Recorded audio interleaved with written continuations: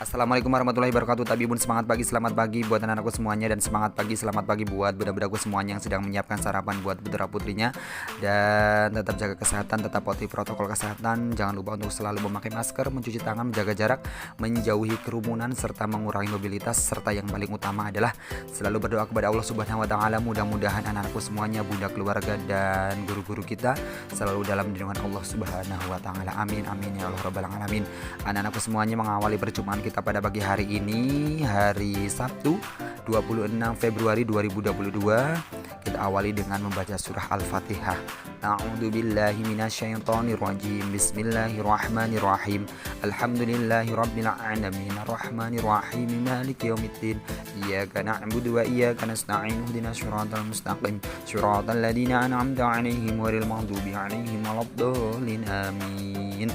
Alhamdulillahirabbil alamin. Anak-anakku semuanya, sebelum kita memulai pembelajarannya, menyimak pembelajaran dari Abi, silahkan yang belum mandi terlebih dahulu, kemudian sarapan agar siap untuk menerima pelajaran pada pagi hari ini.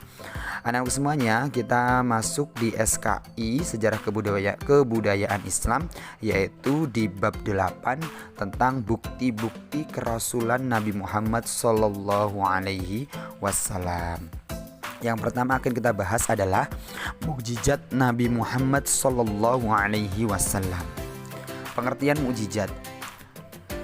Mukjizat ini, setiap nabi dan rasul memiliki keistimewaan yang tidak dimiliki oleh orang lain.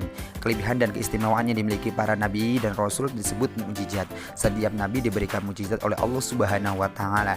Hal itu dikarenakan setiap nabi dan rasul dalam menjalankan tugas menyebarkan ajaran Allah Subhanahu wa Ta'ala pasti mendapat rintangan dan tantangan dari orang-orang yang memusuhinya.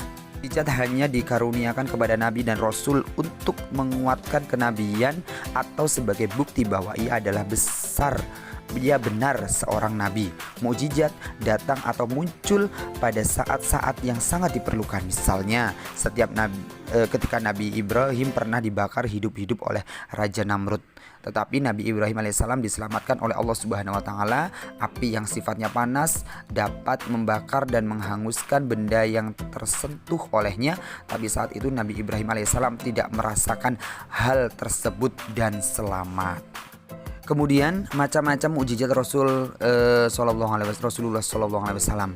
Selain terjadi pada Nabi dan Rasul terdahulu, kejadian luar biasa juga terjadi pada Nabi Muhammad Sallallahu Alaihi Wasallam. Beberapa peristiwa yang terjadi pada Nabi Muhammad Sallallahu Alaihi Wasallam merupakan suatu tanda akan datangnya seseorang Nabi akhir zaman dan juga bukti kerasulan Nabi Muhammad Sallallahu Alaihi Wasallam, baik saat menjelang kelahiran, pada malam kelahiran, saat Nabi Muhammad Sallallahu Alaihi Wasallam masih kanak-kanak, remaja, dan saat dewasa. Mukjizat diberikan kepada para nabi dan rasul dengan maksud sebagai bukti bahwa dia benar-benar rasul utusan Allah Subhanahu wa Ta'ala. Mukjizat juga berguna untuk mengatasi tantangan dan cobaan, rintangan dari kaum yang menentang dan mengancam penyebaran ajaran Islam, ajaran Allah Subhanahu wa Ta'ala. Mukjizat Nabi Muhammad SAW antara lain, yang pertama, memperbanyak makanan yang sedikit sehingga dapat dimakan oleh orang yang jumlahnya banyak. Yang kedua, dapat membelah bulan menjadi 2 bagian. Yang ketiga, perjalanan Isra Mi'raj. Yang keempat, dapat menyembuhkan berbagai penyakit hanya dengan berdoa dan mengusap bagian yang sakit. Yang kelima, kitab Al-Quran yang merupakan mukjizat paling besar bagi Nabi Muhammad Sallallahu Alaihi Wasallam. Al-Quran akan terpelihara keasliannya sepanjang masa. Allah Subhanahu wa Ta'ala berfirman yang artinya, sesungguhnya kami telah menurunkan Al-Quran dan sesungguhnya kami telah memeliharanya. Quran Surah Al-Hijr ayat 9. Nah, itu anak-anakku semuanya penjelasan sedikit tentang bukti-bukti kerasulan Nabi Muhammad SAW. Dalam pertemuan selanjutnya kita akan melanjutkan kembali tentang bukti-bukti kerasulan Nabi Muhammad SAW ini. Nah, tetap semangat, tetap jaga kesehatan, tetap patuhi protokol kesehatan. Jangan lupa untuk selalu berdoa kepada Allah Subhanahu wa Ta'ala. Mudah-mudahan anakku semuanya, bunda, keluarga, dan guru-guru kita selalu dalam lindungan Allah Subhanahu wa Ta'ala. Amin amin ya rabbal alamin. Abi akhiri wallahul muwaffiq ila aqwamit thoriq. Wassalamualaikum warahmatullahi wabarakatuh.